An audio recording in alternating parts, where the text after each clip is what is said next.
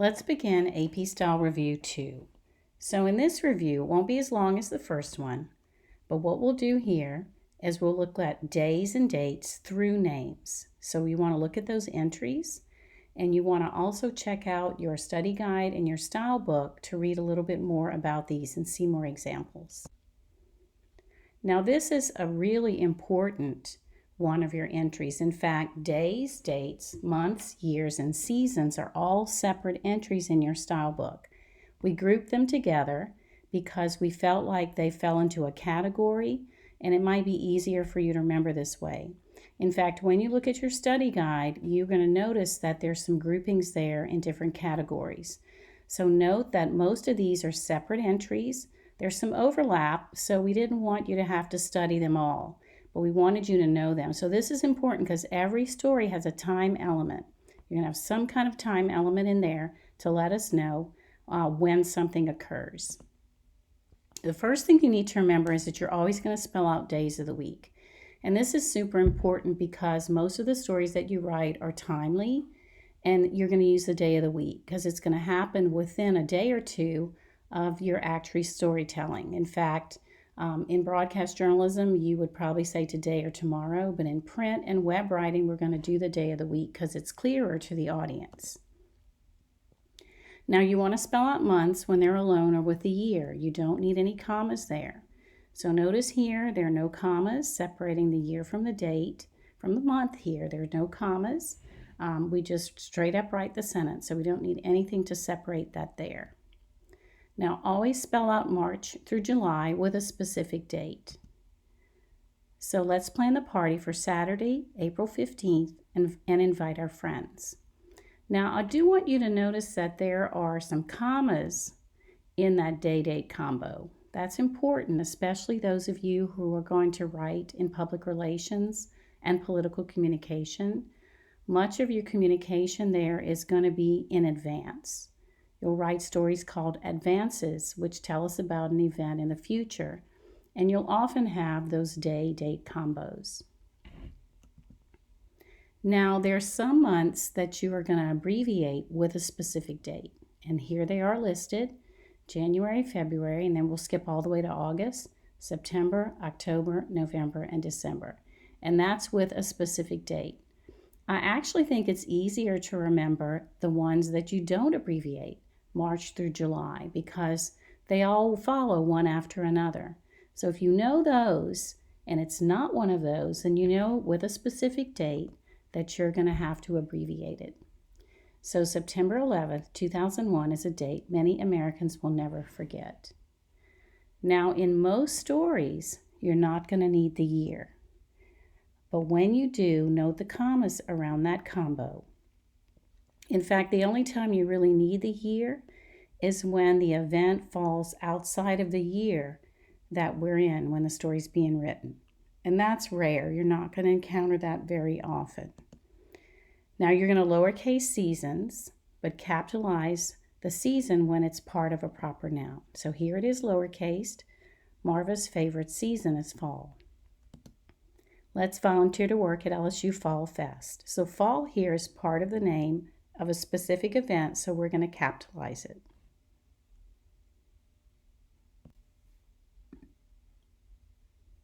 Now decades are pretty easy. In fact, we covered some of this when we studied punctuation, particularly apostrophes. So we're going to use figures to indicate decades and create a plural by adding an S. So no apostrophe there. We're going to use an apostrophe to show numerals that we take out. We studied the 90s in our history class, so we omitted the 19 before that, so we need an apostrophe as a placeholder, but we don't need an apostrophe anywhere else because we're just talking about more than one.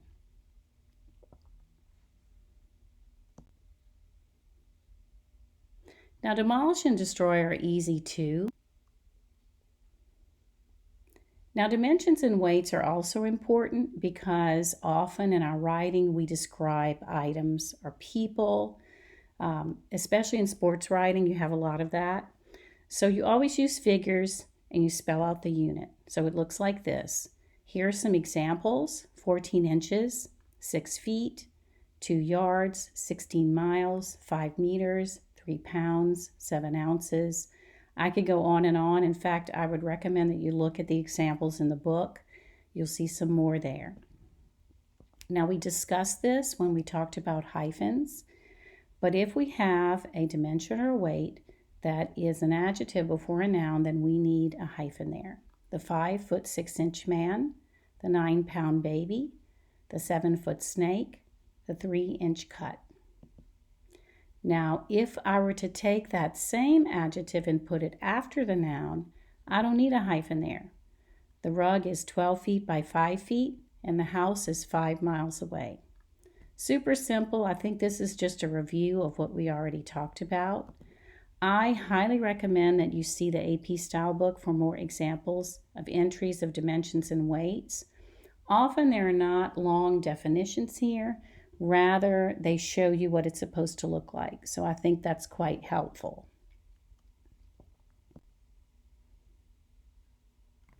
Now, directions and regions are also important because there's going to be a where in your story. And sometimes you will encounter a direction or a region in that regard. So we're going to lowercase compass directions. If we said that we drove west on vacation, we would lowercase that. But when we're talking about a region, we're going to capitalize that. So cowboys roam the West. My grandmother is from the Midwest. We live in the Gulf South. Usually a region is some place that you can identify on a map. So if I said my friend lives on the East Coast, you can picture that in your mind. And so I do recommend again that you look at this entry and see some of the examples there. Now this is important too because you will write about this often as well. When you talk about a directional or an area description, we live in South Louisiana, so we're going to lowercase south.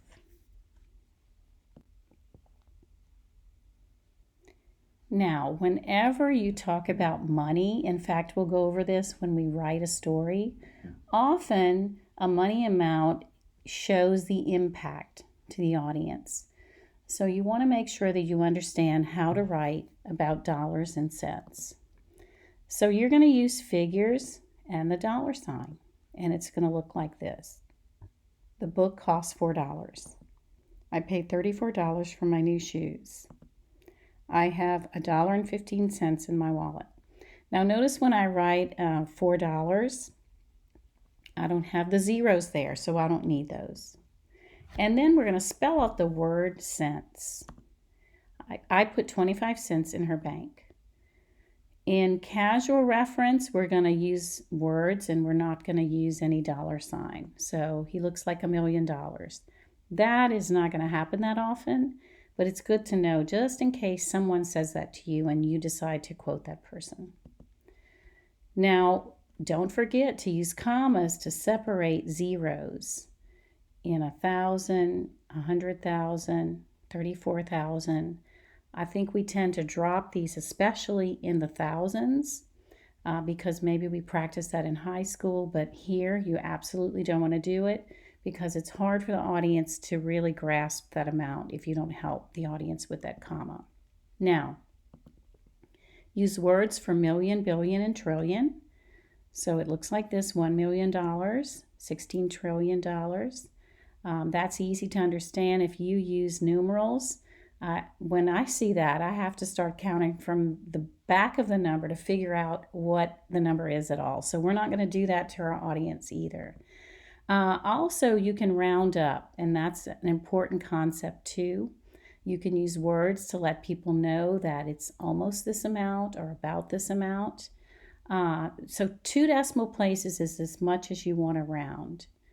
So 1.45 million, $3.56 billion. Just 2 places is fine, and you can use words to let people know that is an approximate amount. Now, for specified amounts, the word takes a singular verb. And again, this occurs a little bit, so I wanted you to know. He said $5,000 is the highest bid. So even though $5,000 is more than $1, it's a singular amount. It's a singular word there. So that's what you want to do. Now, each other and one another are easy also. So each other, we mean two people. Marty and Joe shared the work with each other. One another is more than two. Our class discussed the homework among one another. Now, in our conversation with our friends, we tend to kind of mangle this a little bit.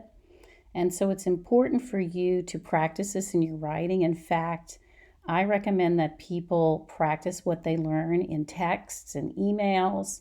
Your friends are really not going to notice if you use the right grammar, but it'll help you to practice it. And the more you practice it, the more you own it.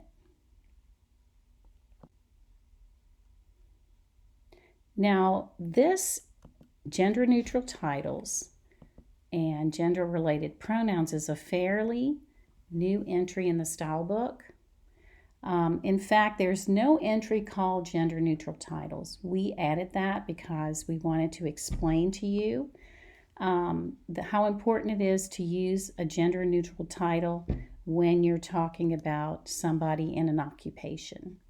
So instead of saying fireman, you can say firefighter, mailman, mail carrier, police officer is better than policeman, only because you have women in those occupations too. So you can't assume that everyone in an occupation is going to be one specific gender. And that goes for occupations that you might think are traditionally female. So you want to be careful there.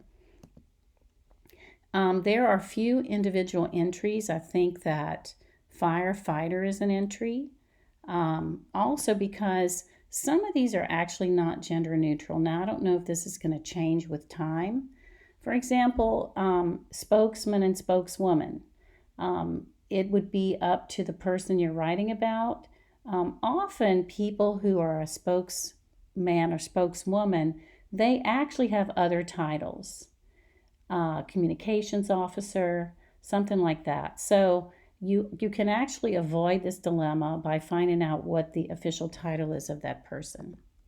Now, clarity is really important in pronoun use. And so you have to think about that when it comes to your audience and when it comes to a subject who prefers to use they for a specific personal pronoun.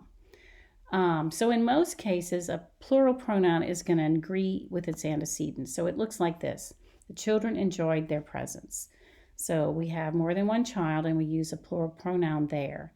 But in some cases, you might interview somebody who prefers to use they as the personal pronoun of choice. And so in that case, you want to honor your interviewee, but you also have to keep into account your audience.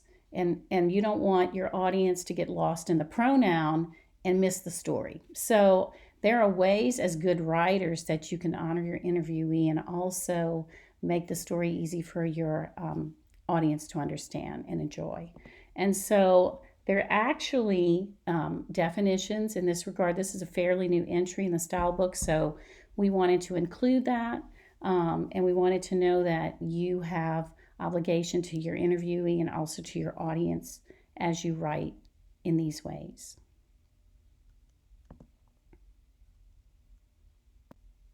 Now, holidays are important, and actually you will write about holidays a lot more often than you think. There is a holiday entry with a list, so you want to look at those whenever you write about a holiday. You want to capitalize and know how to spell them. So Groundhog Day, Christmas Day, 4th of July, or it's July 4th, you have a choice. Thanksgiving, Easter. Some of these have the word day attached to them and you'll capitalize it. Some don't. So see the style book for the spelling of holidays, whether like New Year's Day has an apostrophe. So you want to know those. Valentine's Day as well. How do you spell it? You want to do it right.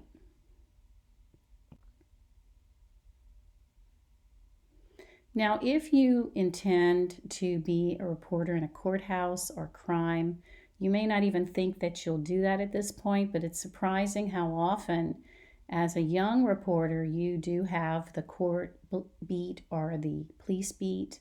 Maybe as a PR professional, you work in this area with people who work there. So it's good to at least have a little bit of understanding of these terms and when they're appropriate and when they're not.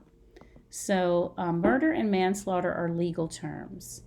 And the reason we bring that up, you don't want to describe a death as a murder or call a person a murderer unless that person has been convicted in court or confesses, and that has gone through the legal system and that has that designation. Otherwise, you could say the victim was killed or slain. Now, you may quote a police officer or a public official who calls it a murder. That's different. But you can also say the killing, the homicide, the shooting. There are lots of ways to get around getting bogged down in these terms too. And so if you do cover courts, you'll find out what the difference is. There are different degrees of murder, how that's different from manslaughter. So you'll also learn those. But we wanted to expose you a little bit to it so that you know not to just be very careful when you use these terms. So the word suspect, we're not going to use the word suspect when we're talking about a person who has absolutely committed a crime. So somebody robbed a store, but the police don't know who that person is, but there was a robbery and there's a robber out there. So we can call that person, it's an unknown person at this point. Okay, so police said the robber stole $15,000 from the vault. Now, we don't want to say killer maybe when suspect is the right word. So, for example, we're back at the point now where we know who the person is. The police arrested somebody. But again, that person is still due his or her day in court and is presumed innocent until proven guilty. So you want to be careful. There's an entry with suspect. Sometimes this feels a little confusing. And so this will give you a chance to stop and pause when you write about this, and you can learn these terms.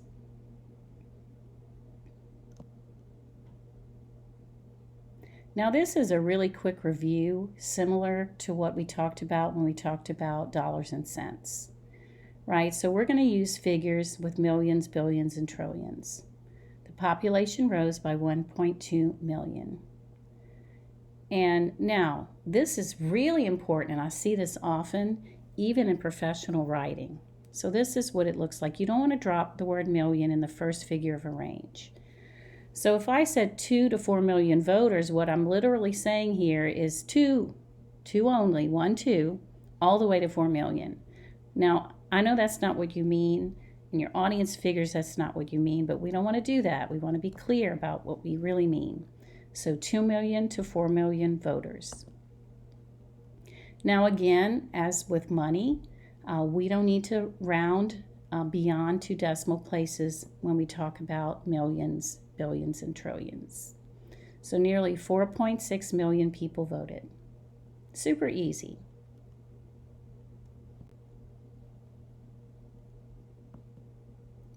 Now, everybody has a name. So let's see what we're going to do with that. So for print and web writing, we're going to use the middle initial when it's available. And that's because print and web writing, particularly newspapers, tend to be a record of an event. And so all those little details matter because we can differentiate between one James Smith and another James Smith by using a middle initial, maybe an age, maybe a specific address, all of that. So if you have the middle initial, then you want to use it.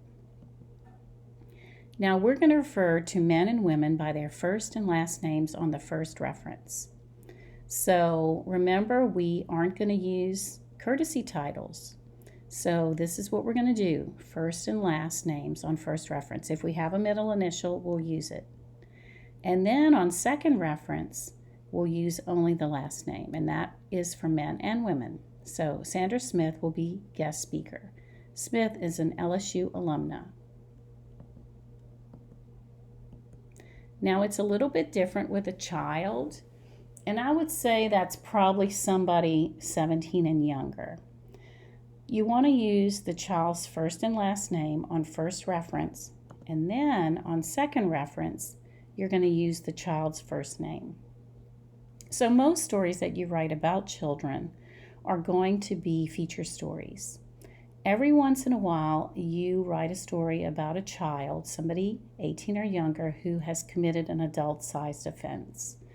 And in that case, and the style book refers to this, then you would treat that child like an adult and use that child's last name on second reference. But again, that doesn't happen that often. Most of the time you write a story, feature story maybe, about a child, so on second reference, you can use that child's first name.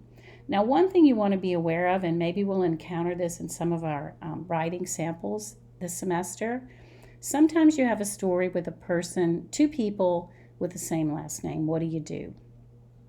If it's a feature story, then on second reference, you can use that person's first name.